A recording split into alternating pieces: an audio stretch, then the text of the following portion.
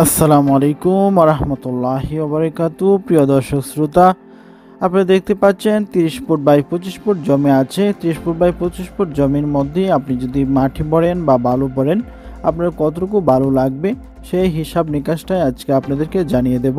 গ্রামের মধ্যে অনেকে আছেন বাড়ি করবেন, অনেকে আছেন বাড়ি করতেছেন, বিট করেছেন, এখন বালু ভরবেন। এখন বালু কতটুকু ভরবেন এই পরিমাণটা অনেকেই জানেন না, যার কারণে অনেকেই বিভিন্ন জায়গায় হ্যস্ত হইতে হয়, অনেকের কাছে গিয়ে যাইতে হয় হিসাব নিকাশের জন্য।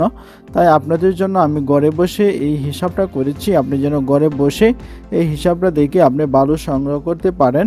হয়তোবা এর থেকে আপনার মাপটা যদি অন্যরকমও হয় তাও আপনি সহজে হিসাবটা বের করতে পারবেন।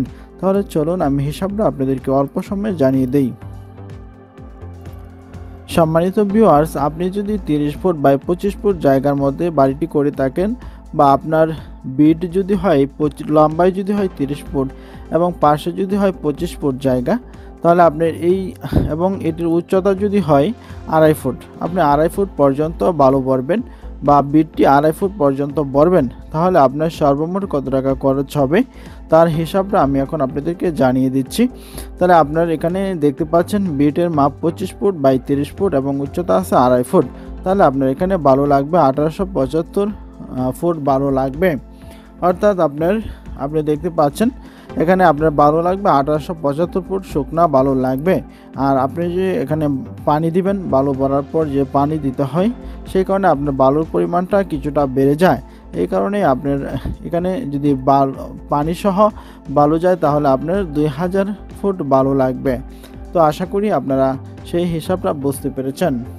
আমি আবারও বলছি, 30 ফুট বাই 25 ফুট হচ্ছে আপনার বিটের মাপ। আপনি যে গড়টা করছেন এই গড়ের মাপ হচ্ছে 25 ফুট বাই 30 ফুট। আর আপনি বালু ভরবেন 2.5 ফুট পর্যন্ত আপনার বিটের উচ্চতা আছে। সেক্ষেত্রে আপনার বালু লাগবে 1875 ঘনফুট বালু লাগবে।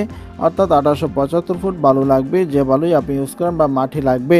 এতটুকু মাটি বা বালু যদি আপনি সংগ্রহ করেন তাহলে আপনি এই বিটটা ভরতে পারবেন। কিন্তু যেহেতু পানির জন্য বা কিছু তরমুজ করবেন, সেক্ষেত্রে আপনার কিছু বালু আরও ডাববে। সেজন্য আপনার এখানে 2000 ফুট বালু লাগবে। 2000 ফুট বালু হলে আপনি এই বিটটা কমপ্লিট করতে পারবেন।